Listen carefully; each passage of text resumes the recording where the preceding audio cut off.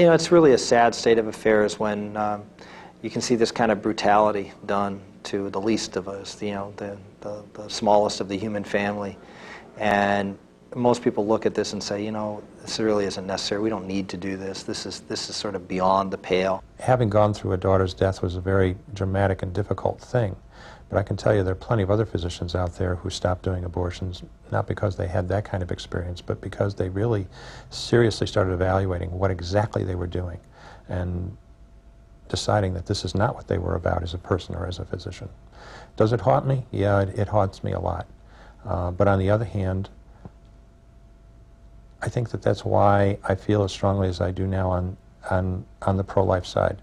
I want people to understand what this is about, to not just sweep under the rug the fact that this is somebody's son or daughter that's being destroyed, and to think very carefully about what can happen to them physically, emotionally, or in other ways if they do decide to choose to have an abortion.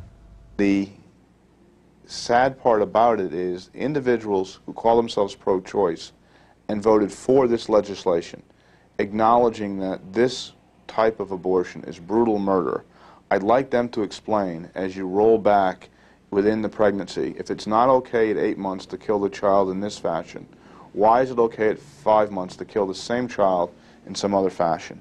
In this whole debate, what really needs to be honored is that women are moral decision makers, can make good decisions for themselves.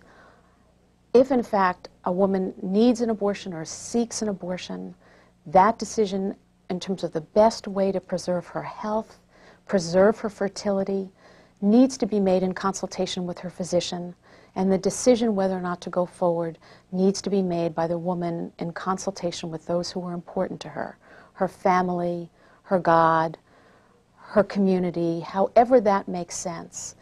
But this is about a woman's right to make a decision, and it's about a privacy issue, as the courts have ruled.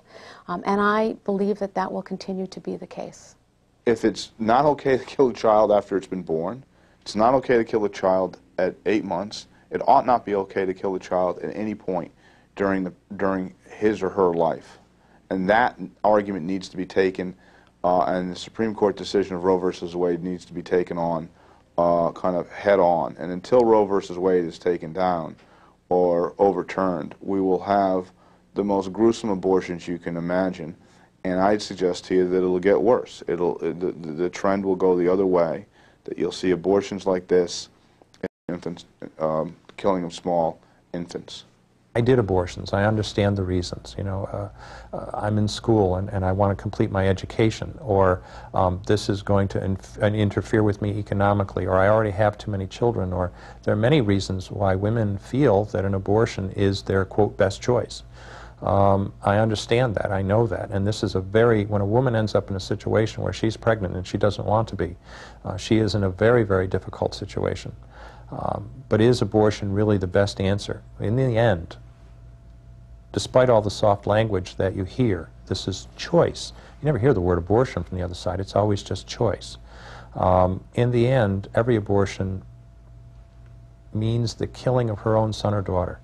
And that is a very, very difficult decision to make. It's also, I believe, very damaging. I think what has to take place is that the nation as a whole needs to kind of rise up and say enough with abortion, so that abortion will eventually become something that is not done by civilized people and rejected by a large majority of the people, much in the same way that partial birth abortion now is rejected. And at that point in time, either a constitutional amendment will be passed or the court itself will reach out to reverse the holding in Roe versus Wade. It's the kind of ruling like Plessy v. Ferguson and the decision that sustained slavery right before the Civil War that will fall under its own weight. What I've always supported is that the people should decide these great moral issues of the day, that it shouldn't be taken. It was taken from the people. People here in New York back in 1973, prior to Roe versus Wade passing, being decided in the courts, the people in New York basically had abortion on demand. The people in Utah banned abortion because they didn't feel so. It was the collective conscience of the community the values of the community were reflected in its laws. And 9 people decided that that's not the America they want to live in.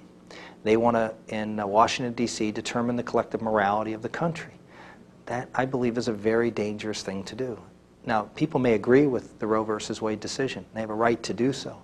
But I think what should be troubling to even them is that if 9 people can decide to give you a right, then 9 people can decide to take that right away, and another right too. And while you may be on the side that likes that now, you may be on a side that doesn't like it in the future.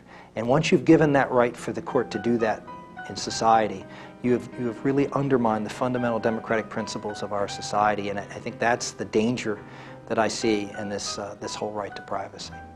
America stands for liberty, for the pursuit of happiness, and for the inalienable right of life. And the most basic duty of government is to defend the life of the innocent. Every person, however frail or vulnerable, has a place and a purpose in this world. Every person has a special dignity.